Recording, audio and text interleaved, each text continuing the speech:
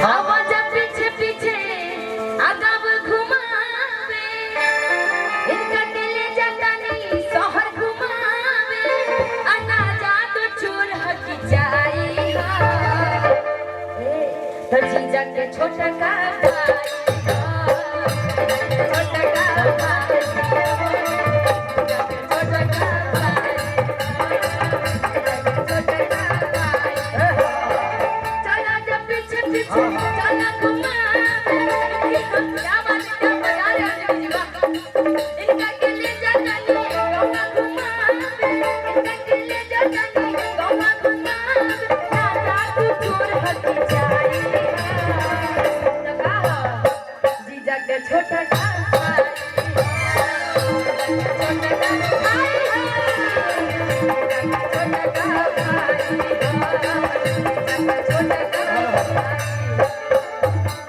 दुआर पर तनी निमने कहे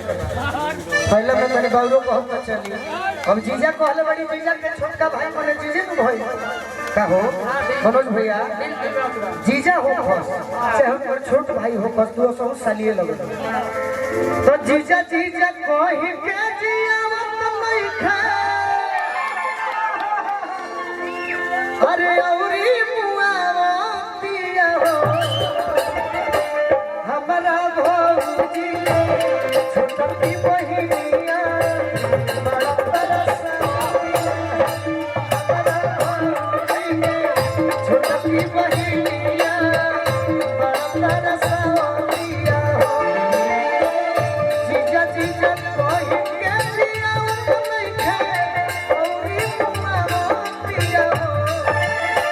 जीजा जीजा कहि के जियावत नहीं खा औरी मुआवा ई बड़ा निमन लागल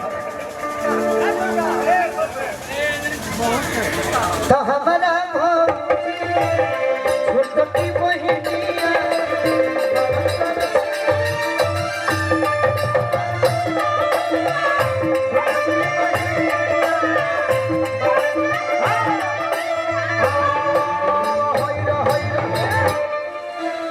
जीजा पर कहलो है तो जीजा पर जवाब देनी ना अब कहो इहे मान्य है इहे मान्य है अब तनी अब लगला मन कुछ ना हो बुझाई लगे पर दुआर का मालिक ना रही तेनो अगर श्रोता रही तो बुझाते गोड़वा ही नहीं चली का करो खूब निमन अरे माई दी है ना चलो सही बात पे इंजीनियर है कि नहीं चाहे रिक्शा वाला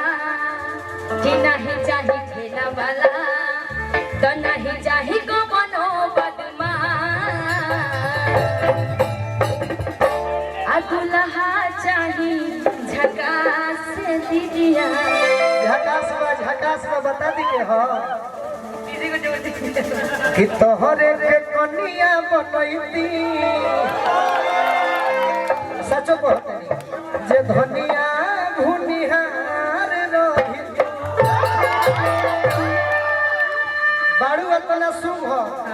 नहीं अभी न घूमत कुआर रही तू तोहरे के कनिया बनैती बाकी एगो चीज कमी रही तो कोई गो के बनाई कोई गो करे हम कृष्ण है 16,108 हो रहा है कृष्ण अच्छा तेरा मतलब भूमिया रहती तो कोई गो के शादी कर लेते काहे ना हम कृष्ण है सब ठीक बरगल हो तो कि समय के बदमाश मत कहत हम कहो ना बोली पहले बोली कि कहल एगो नया हम गाना सुनी हम भैया कि कहल खाती जान हमर प्रिय परा अरे हो भजनिया तना नाराज हो हीरो के मान जातु रनिया जिंदगी भोगत रही हो हीरो के तू मान जातु रनिया जिंदगी भोगत सुनला नीरज भैया कियो बात कहल खाती जान हमर प्रिय परा अरे हो भजनिया तना नाराज हो अब पीरो के हीरो के मान जा तू रनिया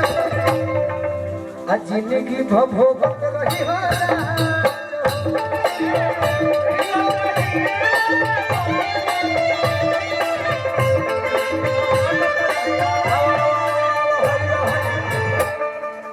जनती जटी कुली पे राजा दिलो भाई क्या बात है जनती जटी कुली पे राजा जी राजा जनती जटी कुली पे राजा दिलो भाई इसमें किसके हम लगई फटकी लगती रे इसमें किसके हम लगई अच्छा मैच करो तक बोले ना सटले बड़े में झूठो का बात करो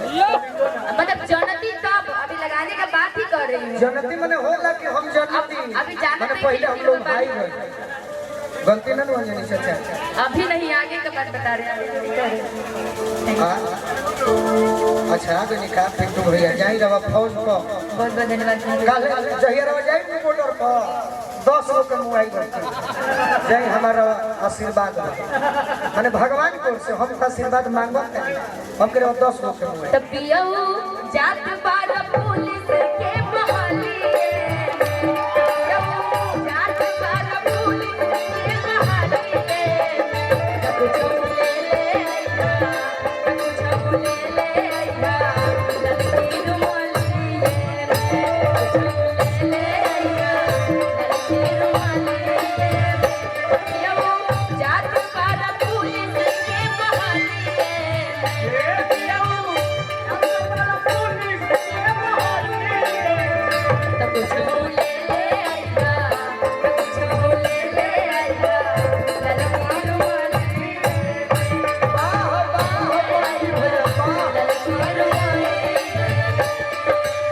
आपको कि हमारे हिंदुस्तान के असली शेर आप ही लोग होते हैं असली हीरो आप ही लोग हैं। बहुत बहुत धन्यवाद आपको दिल से सैल्यूट है काहे सैल्यूट ना करो करे I love my soldiers I love my India तने दीवाना वाला को हम तो बड़ी ले हाथ दीवाना दिल तेरा दीवाना दीवाना दिल तेरा दीवाना नजर छुपके आए मेरे सामने लगा नशा